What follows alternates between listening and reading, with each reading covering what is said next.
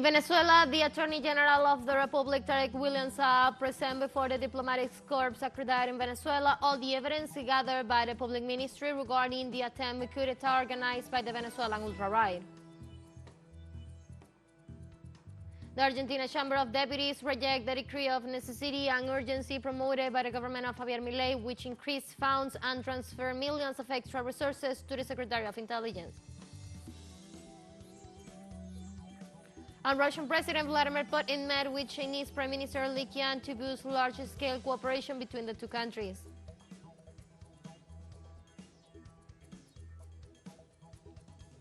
Hello, welcome to From the South. I'm Ana Marrera from the teleSUR headquarters in Caracas, Venezuela. We'll be with the news. Stay with us.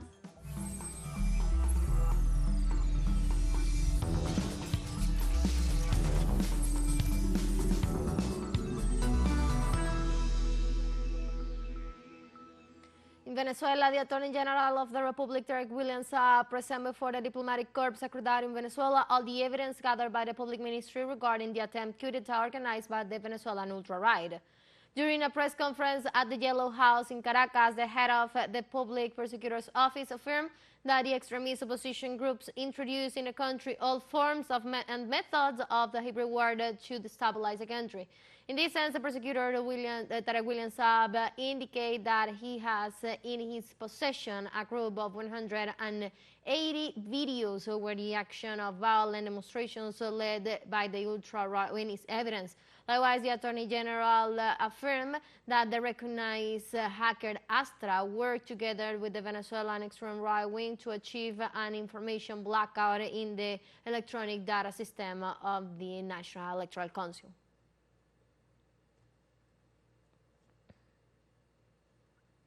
The people of Venezuela are getting ready to go to the polls on Sunday to carry out the national consultation where they will choose the project that will best benefit their communities. The consultation is scheduled for Sunday, August the 25th, and will be attended by 4,505 communal circuits of the national territory in order to elect a project to be developed in each community. According to the authorities, on that day there will be a voting center in each commune, and it will be the head of the UBCH who will be in charge of them.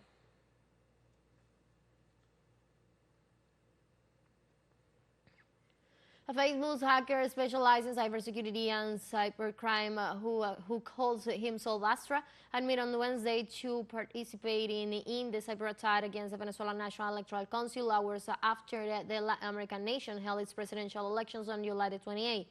The hacker revealed that his team conducted a cybersecurity study on the National Electoral Council and realized that its software that had not been updated since 2022. Astra revealed he knew the existence of a cyber plan against the National Electoral Council system and realized the software worked from cell phone signals, which they were completely unaware of.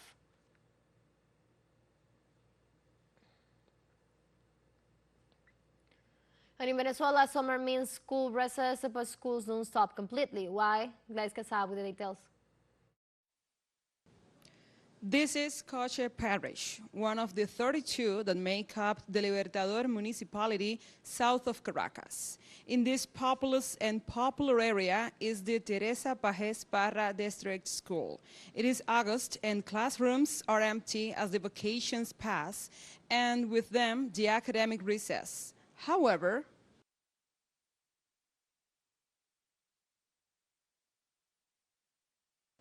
this is how the little ones live the August Open Doors Vacation Plan, an initiative that for a week goes to each educational center and prepares it so that its students and even the preschoolers have a space to play and meet with their friends.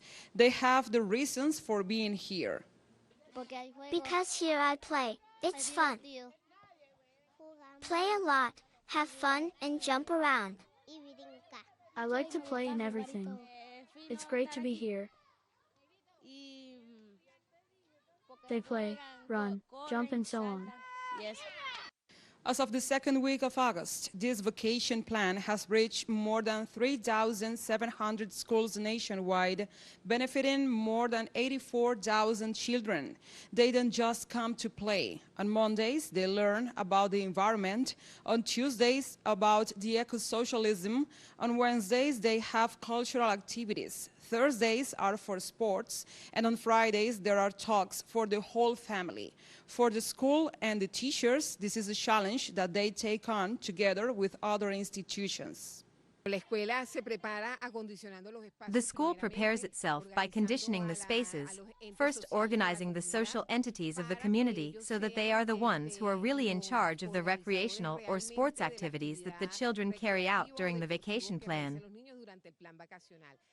Be it with the preparation of food with the support of the lady from CINI and the community councils of the commune to carry out all those activities in which the children will develop during this period, which is 1 week.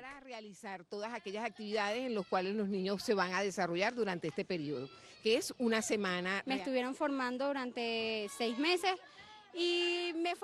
They were training me for 6 months, and I started to like it, and they put me here and it caught my attention. I liked it very much because I recreated the children and the encouragement makes me very happy in my life.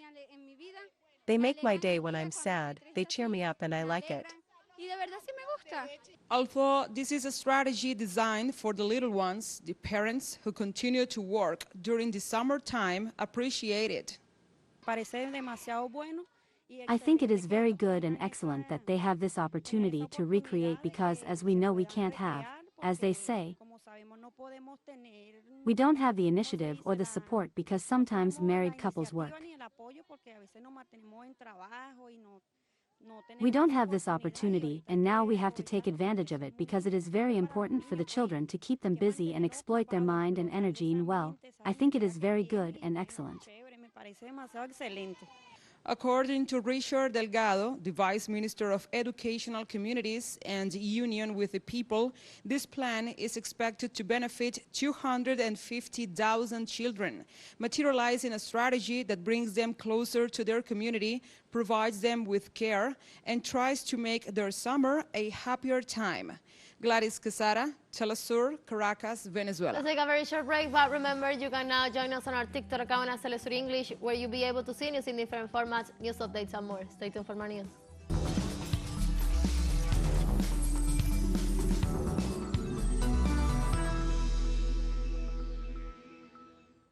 Welcome back to From the South.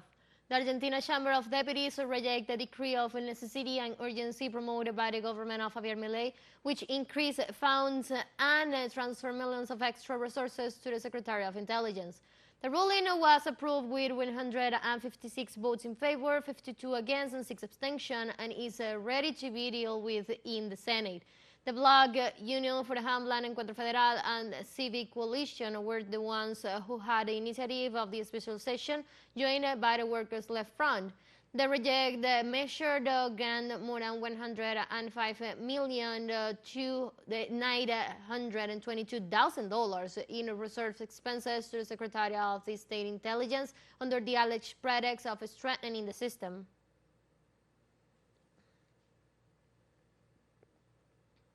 Also in Argentina, more than 60 trade union and social organizations are participating in a national day of protests against the mega emergency decree of President Javier Milei. In this context, demonstrators will continue with a day of collecting signatures with the aim of obtaining the annulment of the mega emergency decree by the Chamber of Deputies and the Supreme Court. In this sense, during the day, different unions and social organizations gathered to denounce that the measure of Milei's administration modifies or eliminates more than 300 norms, endangering the workers and the Argentine people in benefit of the private sector.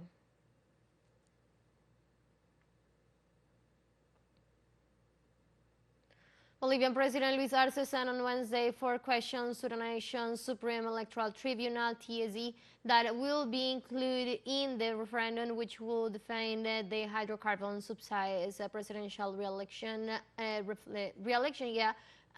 parliamentary seats. The president clarifies that the questions did not correspond to electoral consideration or personal ambitions. He reiterated that on the contrary, they are in accordance with the needs and well-being of the future generations and Bolivian families. On August 6, the Bolivian president proposed the referendum that is expected to take place next December 1st, together with the elections of the high judges of the judiciary and of the plurinational constitutional court.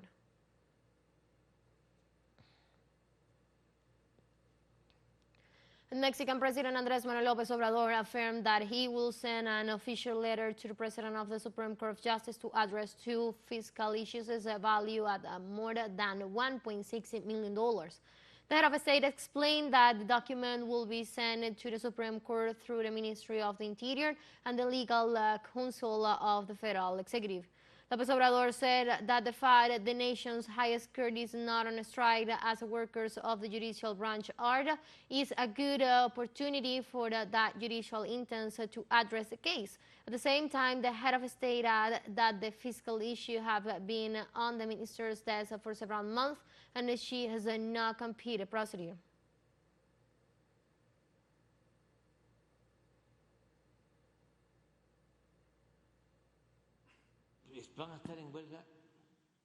If they are going to be on strike, there is no problem. I would just ask her.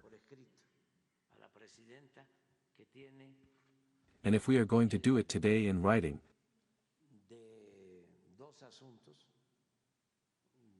to the President that she has the package of two fiscal matters,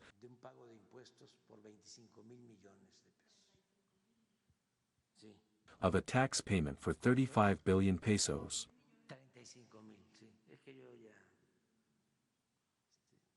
They have it there.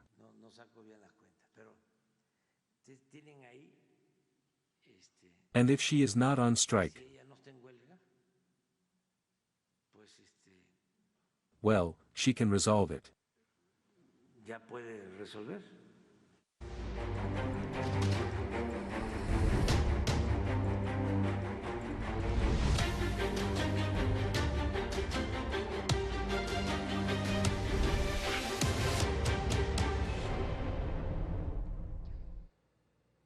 Moving on, Israel pursues dropping bombs on the Gaza Strip, evading a ceasefire and has slaughtered at least 58 Palestinians in the last 24 hours. The Wafa news agency revealed that at least one Gazan was killed due to an Israeli airstrike on the house of the Al-Kabadi family in Jabalia refugee camp. On Tuesday evening, the shelling left several people injured, including children. The attacks further killed 12 people in a school in Gaza and 9 in a crowded market area in the Del Al-Bala, where about 1 million people have been displaced, and in the last hours, the occupation army issued a new evacuation order.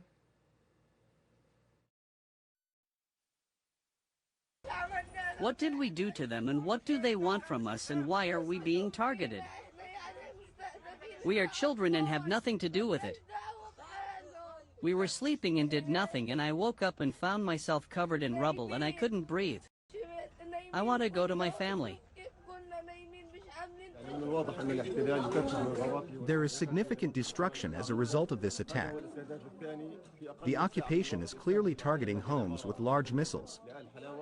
The area and surroundings that were targeted a short while ago have been heavily damaged. Thousands of people demonstrate outside the Democratic National Convention headquarters in the U.S. city of Chicago in favor of the Palestinian cause and to demand the end of the government support to the Israeli side on Gaza. More than 5,000 people gathered before the venue during the first night of the event, following a call by a coalition of more than 250 social organizations. The demonstrators waved Palestinian flags, wore the kiffahs, and chanted slogans such as "Long life to Palestinian struggle" and "For Palestine." The activists, along with Latinos, migrants, Muslims, and progressive Jews, demand an immediate ceasefire in Gaza, as well as a change in U.S. policy in the conflict.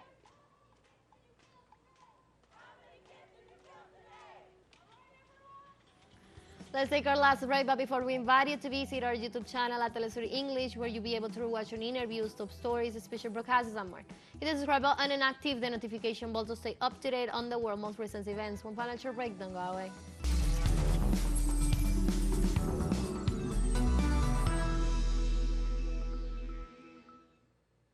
Welcome back.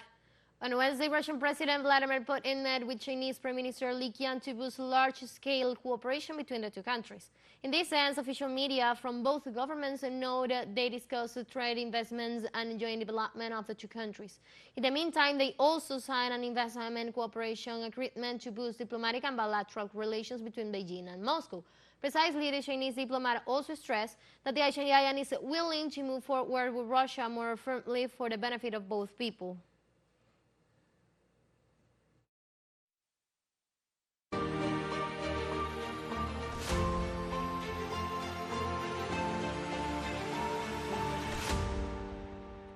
The Russian government announced on Wednesday that it canceled the possibility of talks with Ukraine after the latest shelling of the country.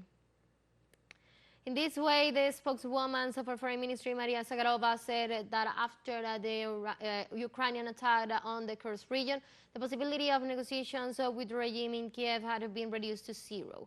In this regard, she denounced the statement of the Ukrainian President Volodymyr Zelensky about his aims to create a buffer zone in the attacked region.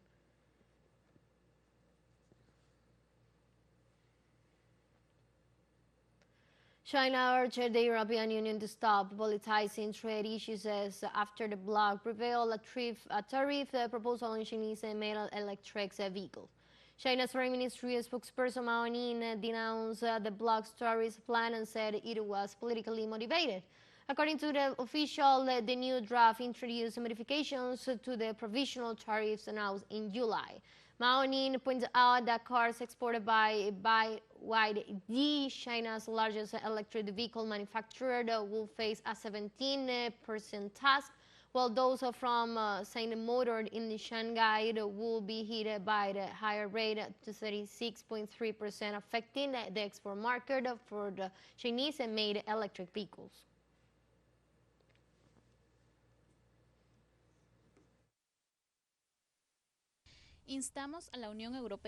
We urge the European Union to immediately correct its wrong practices, to stop politicizing, manipulating and weaponizing economic and trade issues, and instead to show sincerity in meeting China halfway, accelerate discussions on appropriate solutions, avoid escalating trade frictions, and avoid affecting mutual trust and cooperation between China and the European Union.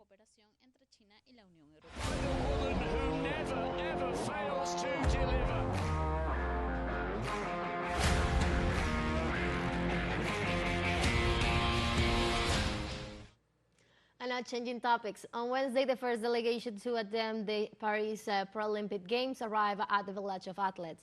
In Paris, the Village of Athletes officially opened its doors a week earlier at the beginning of the Paralympics Games. The Games will kick off on Wednesday, August 28. On the opening ceremony, 180 delegations will parade from the Champs-Élysées at the Palace at the Concorde. A total of 4,400 athletes will be participating in their respective competitions. After 11 days, the Paris Paralympic Games will hold its closing ceremony on Sunday, September 8. Some participants of the event shared their opinions on the matter.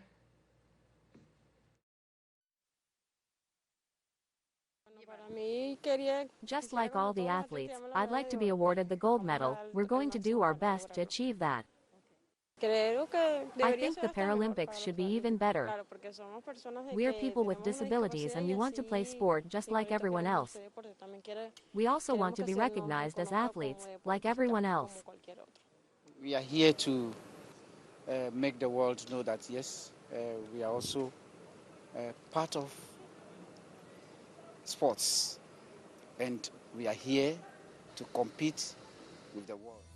We have come to the end of this news brief, but you can find this and many other stories on our website at telesurenglish.net.